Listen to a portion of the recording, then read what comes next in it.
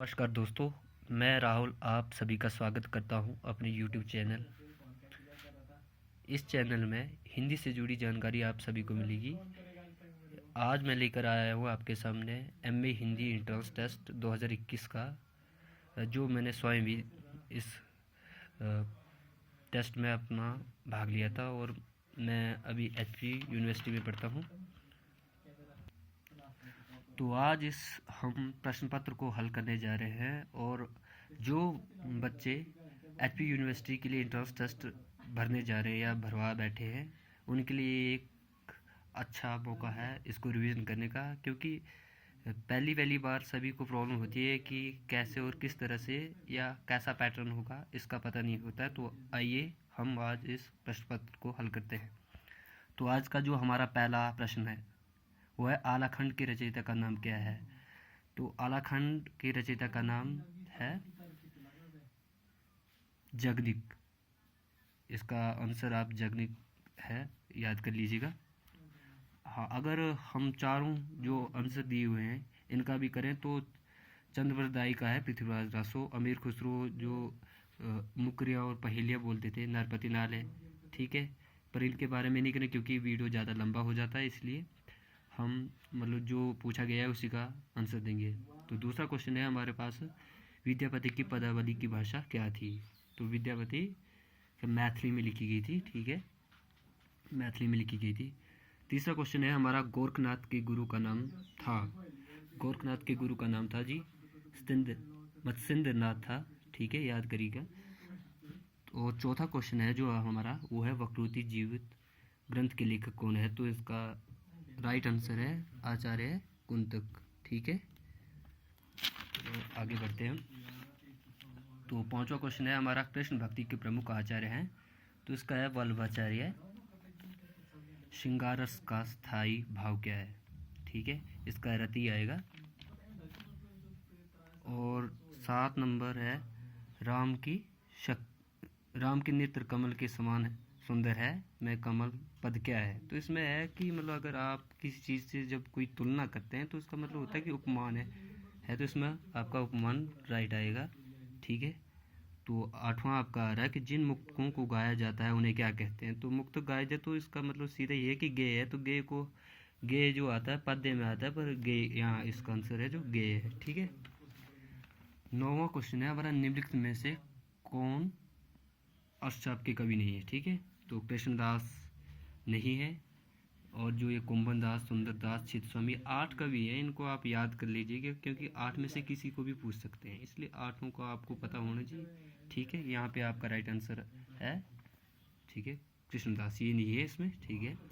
ये जो टेस्ट हुआ था इसमें मैं खुद प्रतिभागी के रूप में था और मैंने ये दिया, और अभी मैं HU में MA कर रहा हूँ। तो आपको किसी भी हिंदी से जुड़ी कोई भी जानकारी चाहिए हो तो मुझसे पूछ सकते हो, जो मेरे पास होगी मैं आपको उपलब्ध करवा दूंगा। तो आइए 10 नंबर करते हैं, ठीक है। विनय पत्रिका किस भाषा में लिखी गई थी। तो इसका आंसर है आपका खड़ी बोली, ठीक है। विनय पत्रिका, अच्छा, विनय पत्रिका खड़ी बोली में नहीं, सॉरी, ब्रज भाषा में लिखी गई है। तो आज अचानक मुझे याद आई कि क्योंकि जो HB के एंट्रेंस है वो भरे जा रहे हैं, तो मुझे याद आया क्योंकि ये क्वेश्चन पेपर मैं आपको मुहैया करा दूं तो आपको सही होगा, इसलिए मैं अभी अचानक देखा तो मैं सोचा इसको शेयर कर दिया जाए तो आपको पढ़ने में आसानी हो जाएगी। इसलिए मैंने अभी तक इसको देखा नहीं है, बस ऐसे ही इधर रखा गया था तो उसको पकड़ के अब आपके सामने बस देख रहा हूँ। तो 11 क्वेश्चन पे आते हैं, रस गंगाधर के लेखक हैं। तो इसका है आपका B, पंडित राज जगन्नाथ, ठीक है। और 12 का आंसर है आपका, कवित रत्नाकर की रचयिता है, ये है कवित रत्नाकर सेनापति, ठीक है। मतलब सेना जो हमारी है रत्न के समान है, ठीक है। आप इस तरह से भी करते हैं। आप हिंदी साहित्य को इंटरेस्ट के रूप में पढ़िए तो मज़ा आएगा, ऐसे बोरिंग ना समझे इसको। हाँ, और आपके लिए एक सबसे ज़रूरी बात यह है कि जो ये भाषाएं हैं इनको भी आप अच्छी तरह से पढ़ लें, क्योंकि यहाँ से एक सवाल तो पक्का है। तो जहाँ जहाँ से सवाल आपको बनेगा मैं वो बता दूंगा आपको कि ये पॉइंट आपको ज़रूरी पढ़ना है, ठीक है। अभी फ़िलहाल नेट का एग्ज़ाम भी आ गया है, उसकी तैयारी हम शुरू कर रहे हैं तो आपको उसके बारे में भी बताएंगे। इनमें से कौन सी पश्चिमी हिंदी की बोली नहीं है? तो पश्चिमी हिंदी की जो मैंने अपनी वो ट्रिक बनाई है अपने लिए, तो बहाबू बनाई है, तो उसको चलो छोड़ो। आपको पता है कि इसमें क्या है कि खड़ी बोली भी पश्चिमी हिंदी में आती है, ठीक है। जैसे आप करोगे तो उसमें आपको लग जाएगा पता कि हाँ, तो इसलिए आपसे मेरा ये, तो यहाँ पे आपका जो राइट आंसर आएगा वो अवधि, क्योंकि अवधि नहीं आती पश्चिमी में, ठीक है। वहाँ यहाँ क्या पूछा है आपको, जब आप टेस्ट देने जा रहे हो तो मतलब इस चीज़ का ध्यान जरूर रखें, जल्दबाजी ना करें, ठीक है। और 14 नंबर पे आते हैं आपका, रीति मुक्त काव्य धारक को किस अन्य नाम से जाना जाता है? तो रीति मुक्त का मतलब होता है कि मतलब मुक्त है आप किसी चीज़ के, वो उन्होंने जो रचनाएं की थी मतलब किसी के दबाव में आकर नहीं की थी, इसलिए तो यहाँ पे लिखा गया है, सी नंबर है। आप देख सकते हैं कि स्वच्छंद कवि, मतलब कि अपने हृदय से या अपने मन की जो उन्हें अच्छा लगता है वो रचना की है। तो यहाँ पे आप इस पर सी पे कर सकते हैं टेक, ठीक है। यहाँ पे आंसर आपका ही होगा। फिर आपका 15 पे आता है कि मोहे तो मेरे कवित्व बनावत पंक्ति के रचयिता है, तो इसका राइट आंसर है घनानंद, ठीक है। फिर आपका 16 नंबर क्वेश्चन है कि कवित्व छंद के प्रत्येक चरण में कितने वर्ण होते हैं? तो इसमें आपके 31 आते हैं, 31 आते हैं, ठीक है। 17 क्वेश्चन नंबर पे आते हैं, निम्नलिखित में से कौन सा अनुप्रास का भेद नहीं है? तो हाँ, ये भी आप अनुप्रास जो अलंकार होते हैं आप उनको भी पढ़ लें, क्योंकि यहाँ से भी आपका एक क्वेश्चन क्या 2 क्वेश्चन भी बन सकते हैं, ठीक है। तो दोस्तों, या आप मेरी एज के ही हो, अभी मैं भी एमए में अभी फर्स्ट सेकंड सेमेस्टर में हूँ, तो जो भी एचयू में पहुँचेगा उसका स्वागत है। आइए आपके साथ हम बातचीत करेंगे। तो हाँ, क्या बोल रहे थे कि अनुप्रास का भी नहीं है, ठीक है। यहाँ पे वृत्ति अनुप्रास भी है, श्रुति अनुप्रास भी है, लाटा अनुप्रास भी है, सिर्फ वर्ण अनुप्रास नहीं है, ठीक है। इसका आप अध्ययन कर लें, या नहीं पता लगता तो मेरा नंबर भी है, मैं आपको नंबर दे दूँगा। आप मुझसे पूछ सकते हैं कि किस तरह से क्या, और कुछ पता नहीं है तो आप मुझे भाई समझ सकते हो या दोस्त, तो किसी भी नाते आप मुझसे कांटेक्ट करें या मैसेज कर दें, मैं आपको रिप्लाई ज़रूर दूँगा, ठीक है। 18 नंबर पे है जो अंग्रेज राज सुख साज साजे सब भारी, किस लेखक की पंक्तियाँ है? तो आपको, अगर आप हिंदी साहित्य को पढ़ रहे हैं तो आपको ये पंक्तियाँ तो ज़रूरी याद होगी, तो इस ज़्यादा इस पर डिटेल में नहीं बताऊंगा, तो इसलिए भारतेंदु है, ठीक है इसका आंसर, ठीक है। अगर हो सके तो अब पैटर्न जैसे नेट के हिसाब से ही बदलता जा रहा है, क्योंकि जैसे जब मैंने भी दिया था तो 3-4 क्वेश्चन तो ऐसे आएंगे आपको बताएंगे जो मुझे खुद भी पता नहीं थे, तो धीरे धीरे अब उस तरह के क्वेश्चन पूछेंगे। पर चलो खैर, आज इनके जन्म को भी आप पढ़ याद रखें, क्योंकि जन्म से रिलेटेड 1-2 क्वेश्चन आप कालक्रम अनुसार पूछेंगे, जो हर किसी को नहीं आएंगे, जो सीनियर होगा आपको उसी को आएंगे, ठीक है। तो आप जन्म को भी याद ही रखें तो ठीक रहेगा। रचनाओं का कालक्रम तो चलो ठीक है। तो आपका 19 नंबर पे आता है, निम्नलिखित में से कौन सी रचना जयसी कृत नहीं है, जयसी की नहीं है, ठीक है। तो पद्मावत है, अखरावट है, मधुमालती जो इसकी नहीं है, ठीक है। चित्ररेखा इसके, मधुमालती इसकी नहीं है, ठीक है। यहाँ पे पूछा है नहीं है, तो हाँ इसका ध्यान रखें। अगर मैं भी अभी ध्यान तो नहीं दे रहा हूँ पर आ गया मुझे, क्योंकि ऐसे मैंने किया है तो थोड़ा याद आ जाता है कि हाँ ये क्वेश्चन हुआ, ठीक है। 20 नंबर पे डिचार्डेड विलेज का उजड़ ग्राम नाम से अनुवाद किस हिंदी लेखक ने किया है? हाँ, श्रीधर पाठक है ये इसका ना। तो इसके 1-2 और भी ठीक ही है, शांत पथिक है, ठीक है, उजड़ ग्राम का। तो इसके बारे में भी, इसकी 2-3 रचनाएं उसको आप याद कर लें, ठीक है। तो आगे बढ़ते हैं। यहाँ पे ये मैथिली शरणगुप्त दिए, आगे दिए, इन तीनों को भी आप ध्यान से पढ़ लें, क्योंकि इनकी रचनाएं आपको मैक्सिमम पूछी जाएंगी, 1-2 एक सवाल इनसे आ जाएगा, इसलिए आप ध्यान से पढ़ना।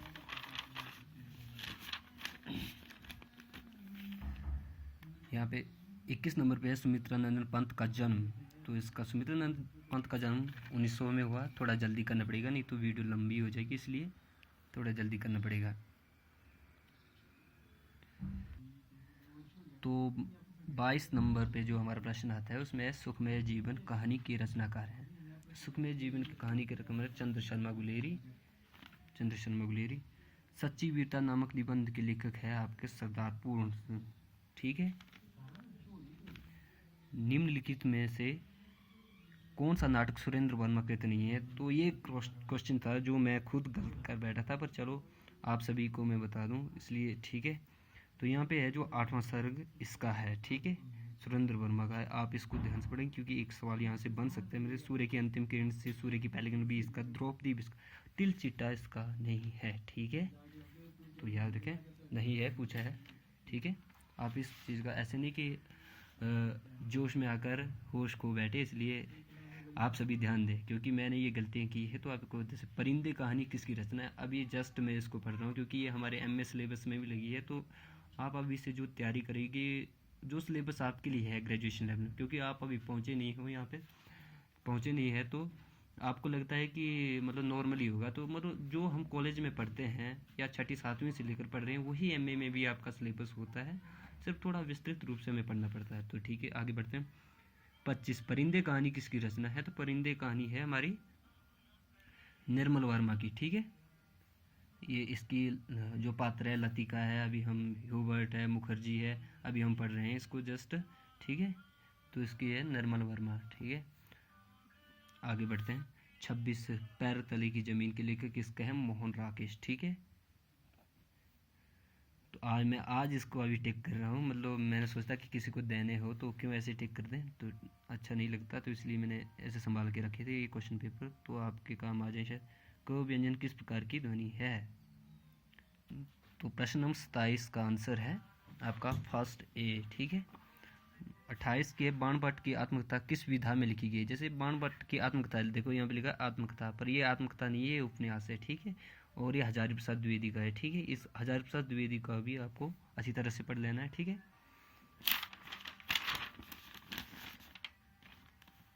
कविता क्या है, निबंध के लेखक। हाँ, तो आगे आपके मुख्य व्यक्तित्व हिंदी साहित्य के हैं जो, वो है रामचंद्र शुक्ल, उनका है ये। तो आप रामचंद्र शुक्ल को तो अच्छी तरह जानते होंगे, क्योंकि आप साहित्य से जुड़े हुए विद्यार्थी हैं, तो आपका इससे मिलन अवश्य होता है। तो यहाँ पे आपका सही आंसर हो गया रामचंद्र शुक्ल। इसके और भी कई निबंध हैं, तो आप उनको अच्छी तरह से पढ़ लें। ठीक है, 30 नंबर पे आपका प्रश्न आता है, निम्नलिखित में से किस काव्य शास्त्री ने उदात्त तत्व पर बल दिया। उदात्त, हाँ, आप क्या आपका पाश्चात्य काव्य शास्त्र ये चला कब, आप ध्यान दें कि किस किस विषय से प्रश्न उठाए गए हैं, तो ये याद रखना। यहाँ पे आपसे पूछा उदात्त तत्व पर बल दिया है। ठीक है, तो आपका लोजाइनस है। ठीक है, इसका आंसर।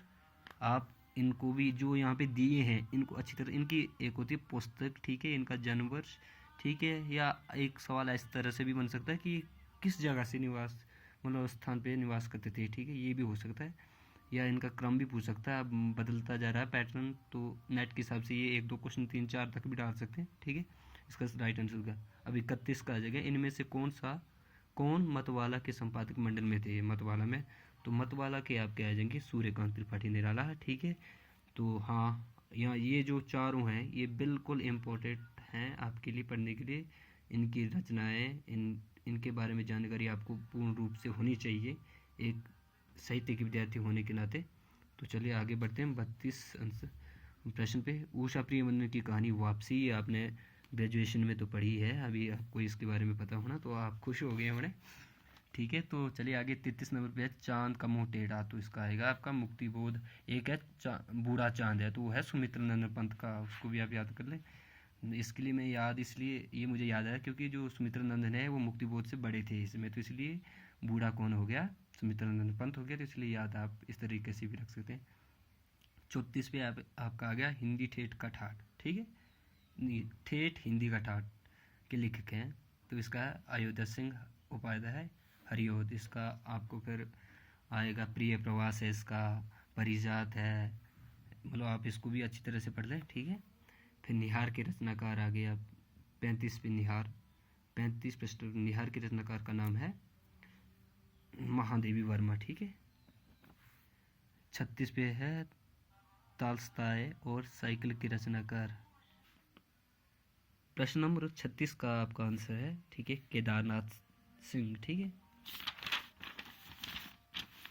प्रश्न नंबर 37, इनमें से कौन सी भाषा देवनागरी लिपि में लिखी जाती है, देवनागरी लिपि में लिखी जाती है आपकी मराठी। ठीक है, एक नेपाली भी, जो नेपाली की जो लिपि है देवनागरी है। ठीक है, ठीक है, नेपाल में भी यही का इसी देवनागरी लिपि का प्रयोग किया जाता है, तो आपके लिए ये जरूरी है। हाँ, तो 38 प्रश्न पे अरस्तु ने किस सिद्धांत का प्रतिपादन किया है, अरस्तु ने किया है आपका त्रासदी। ठीक, त्रासदी। इसके एक और है विरेचन अनुकरण। ठीक है, प्लेटो के भी सेम ही है, इनमें आपसी तालमेल तो नहीं है, पर एक मतलब जो नाम है इनके उसका सिद्धांतों का वो एक जैसा है, ठीक है। 39 पे आता है निर्मल वर्मा का संबंध किस प्रदेश से था। तो आपको ये जानकर खुशी की बात है कि मतलब ये हिमाचल प्रदेश से हैं निर्मल वर्मा। मुझे भी हिमाचल प्रदेश यूनिवर्सिटी में पहुंच के पता लगा है, तो शायद आपको अगर किसी को पता है तो अच्छी बात है। तो ये हिमाचल प्रदेश से हैं, ठीक है, निर्मल वर्मा। तो इसी की अभी मैंने आपको आगे परिंदे कहानी भी बताई, तो याद रखिए। तो 40 नंबर पे आता है नाटक में स्वगत कथन का अर्थ क्या है। तो प्रश्न नंबर 40 का आंसर है स्वयं से बातचीत करना, ठीक है, स्वयं से बातचीत करना है। और 41 नंबर पे आते किस शब्द शक्ति में कोशगत अर्थ होता है। तो प्रश्न नंबर 41 किस शब्द शक्ति में कोशगत अर्थ मुख्य अर्थ होता है। तो इसका आंसर है आपका अभिधा, ठीक है। तो 42 पे आता है पानी गे ना उभरे मोती मानुष चून में कौन सा अलंकार है। तो इसका आपका आंसर आ जाएगा श्लेष। जैसे यहाँ पे आपका बार बार मोती माँ और वर्ण का आवृत्ति हो रही है, तो यहाँ पे आप अनुप्रास भी आ सकता है, तो इसलिए श्लेष है इसका राइट आंसर। प्रश्न 43 जिस भाषा में अनुवाद किया जाता है उसे कहते हैं, मतलब जिस भाषा में होती कोई पुस्तक है तो वो मौलिक है। जैसे अब ये हिंदी मौलिक है, अगर मुझे इसको इंग्लिश में ट्रांसलेट करना है तो मैं इंग्लिश में लिखना शुरू करूँगा, तो उसे हम क्या कहते हैं, लक्ष्य भाषा कहते हैं। तो इसका आंसर आएगा लक्ष्य भाषा, ठीक है। तो 44 का आंसर देखते हैं निम्न में शुद्ध शब्द। आपको ये तो पता हो, बी नंबर आपका ये राइट है। विशिष्ट पद रचना रीति किस आचार्य का कथन है। तो इसका विशिष्ट पद रचना आपका वामन आ गया, ठीक है। आपको ये सभी संप्रदाय याद करने हैं। यहाँ से आपका एक क्वेश्चन क्या 2 क्वेश्चन इसका भी पक्का बन सकते हैं, इसलिए आप ज़रूर करें। तो आपका अगला क्वेश्चन है जिंदगी नामा की रचनाकार का नाम है। तो ये लेडीज़ है, तो आपका जिंदगी नामा है आपका कृष्णा सोबती, ठीक है। प्रश्न नंबर 47 आवारा मसीहा किस विधा की रचना है। आवारा मसीहा आपकी जीवनी है, तो विष्णु प्रभाकर ने लिखी है, शरतचंद्र चट्टोपाध्याय पर लिखी गई है, ठीक है, जिसने मुंशी प्रेमचंद को उपन्यास सम्राट भी कहा है, ठीक है। 14 वर्ष लगे हैं इस आवारा मसीहा की रचना करने के लिए विष्णु प्रभाकर को, तो ये आपके लिए एक्स्ट्रा जानकारी, ठीक है। तो 48 का आंसर नई कविता और अस्तित्ववाद पुस्तक के लेखक कौन है। तो यहाँ पे आपका आंसर है डॉक्टर रामविलास शर्मा, ठीक है। आपका 49 क्वेश्चन है निम्नलिखित में से कौन सा शब्द हिंदी में मिथक का समानार्थी नहीं है, ठीक है। तो ये आपका आंसर है दृष्टांत, ठीक है। 50 प्रश्न को देखते हैं भारत के निम्नलिखित नाटकों में से कौन सा अनुदित नाटक है। तो ये आपका विद्या सुंदर, ठीक है, ये मतलब अनुदित नाटक है, बाकी मौलिक हैं, ठीक है। ये आप इनके नाटकों को इनकी रचनाओं को अच्छी तरह से पढ़ लें। यथार्थ का तात्पर्य है, ये तो हमें भी नहीं था, पर चलो ऐसे हो गया हमारा राइट। तो आपको बता दें कि इसका आंसर है यथार्थ का सूक्ष्म चेतना, ठीक है। ए निम्नलिखित में से कौन सी रचना नाटक नहीं है। तो यहाँ पे आपके अशोक की चिंता नहीं है, ये कविता है, ठीक है, ये जयशंकर प्रसाद की है। सिंदूर की होली आपका लक्ष्मी नारायण मिश्र का है। चंद्रगुप्त जयशंकर प्रसाद का, मिस्टर अभिमन्यु लाल का है, लक्ष्मी नारायण लाल का है, ठीक है।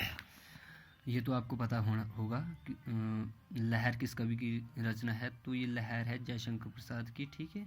ये 1933 में लिखी गई है। सुमित्रानंद पंत इनका जन्म मैंने आपको पहले ही बताया था 1900 में। श्रीधर पाठक 1859 में इनका जन्म। सूर्यकांत त्रिपाठी निराला का जन्म आपको 1997 में, ठीक है, सॉरी 1997 नहीं 1897 में। तो 54 निम्नलिखित में किस लेखक को ललित निबंधकार के रूप में जाना जाता है। तो ललित निबंधकार आपके आगे हजारी प्रसाद द्विवेदी, ठीक है। यही सच के रचनाकार का, तो ये है आपकी कहानी है मनु भंडारी की, इनकी स्वयं की, ठीक है। वैद्यनाथ मिश्र किस रचनाकार का मूल नाम है। ये तो आपको पता है क्योंकि आप इनसे अच्छी तरह से परिचित है। नागार्जुन, ठीक है, मैथिली में इसे यात्री नाम से भी जाना जाता था। मुक्तिबोध त्रिलोचन केदारनाथ अग्रवाल को भी आप पढ़ ले, इनका जन्म है 1917, इनका भी 1917, और केदारनाथ का आपका अग्रवाल 1911, ठीक है। नागार्जुन का भी 1911 में है, तो अच्छी तरह से पढ़ लें। तो 57 पे आप निम्नलिखित में से कौन सी भाषा बिहार से संबंधित है। बिहारी से संबंधित, यहाँ पे बिहारी होना सर, बिहार प्रश्न नंबर जो स्थावन है, निम्नलिखित में कौन सी भाषा बिहार से संबंधित है। मतलब यहाँ पे बिहारी होता तो आपके लिए अच्छा होता। देखो मैं भी परेशान हो गया था, यहाँ पे बिहार नहीं बिहारी, बिहारी से जैसे मैंने आपको पहले बताया कि जो भाषा से जुड़ा है आपको सवाल जरूर आए, तो यहाँ पे मैथिली है। ठीक है, आपका आंसर आएगा मैथिली। 58 निम्नलिखित में से वर्ड्सवर्थ की प्रसिद्ध रचना। ठीक है, यहाँ पे आपके लिटिल ब्लैंड्स, ये कॉलरेज इनके साथ थे, इनके मित्र हैं, दोनों ने मिलकर की है। ठीक है, रिपब्लिक प्लेटो की है। ठीक है, ये यहाँ पे आपका आंसर आ जाएगा लिटिल ब्लैंड्स। ठीक है, ये लिखी है अपने 1798 में लिखी है इन्होंने। ठीक है, याद रखिए ये भी, अगर आपको अच्छी रहेगी आपके लिए जानकारी। आपका 59 का 57 कास्ट के लेखक हैं, तो ये आपको पता होगा, दयानंद सरस्वती। ठीक है, रणजल धनजल किसकी रचना है, तो फणेश्वर नाथ रेणु। क्योंकि थोड़ा जल्दी कर पड़ेगा, आप भी थक गए हैं, पर आपके लिए ये अच्छी जानकारी, तो इसलिए आप ज़रूर देखें। 61 पे निम्नलिखित में से कौन सा अनुवाद का प्रकार नहीं है, तो शब्द अनुवाद है, भावानुवाद है, छाया अनुवाद है, गुण अनुवाद नहीं है। आपने अनुवाद पढ़ा है ग्रेजुएशन में, तो आपको पता होगा इसके बारे में, यह मैं उम्मीद करता हूँ। निम्नलिखित में से नई कविता से जुड़े लेखक हैं। नई कविता तो आप इसको अच्छी तरह से जानते होंगे, तो ये है 1954 में जगदीश गुप्त। ठीक है, हरिशंकर परसाई ने मुख्यतः किस विधा में लेखन किया है, तो हरिशंकर परसाई व्यंग्य के रूप में जाने जाते हैं। इनकी रचनाएं भी आप याद करें, इनके विकलांग श्रद्धा का दौर। ठीक है, ये भी है एक इसकी रचनाएं। तो आगे बढ़ते हैं। निम्नलिखित में से कौन सी रचना गीति नाट्य है, तो अंधा युग एक गीति नाट्य है। अंधा युग गीति नाट्य है, तो आप इसको आंसर करिए, महादेवी वर्मा की है। ठीक है, अंधेरी नगरी भारतेंदु की है, सिंदूर की होली लक्ष्मी नारायण मिश्र की, स्कंदगुप्त जयशंकर प्रसाद का है। ये है 1928 में लिखा गया है। ठीक है, आपका 65 पे आ गया, इनमें से कौन भाषा विकास के अध्ययन का आधार नहीं होता है, तो जो 65 नंबर पे है, तो दोस्तों आज के लिए यही इतना ही काफ़ी है, क्योंकि काफ़ी है और अभी क्वेश्चन 100 क्वेश्चन है। तो अगला पार्ट मैं अगले दिन कराऊंगा, तो आपको ऐसे ही दिखा दूँ मैं, तो आप भी थोड़ा याद कर लेने का। ठीक है, ये क्वेश्चन है, ये सारे अभी क्वेश्चन बचे हुए हैं, तो ये अगला पार्ट आपको फिर मैं कराऊंगा। आप भी ज़रा अपना टेस्ट कर लीजिएगा। तो अगर आपको अच्छा लगा तो लाइक सब्सक्राइब कर दें मेरे चैनल को, और एक बंधुत्व भाईचारा मेरे साथ बनाए रखें। अगर आपको ये जानकारी अच्छी लगी है तो कमेंट्स करें और बताएं मुझे भी अपने विचार। ठीक है, तो इतने क्वेश्चन है, तो फिर अगला भाग आपको कराऊंगा मैं अगले दिन। ठीक है।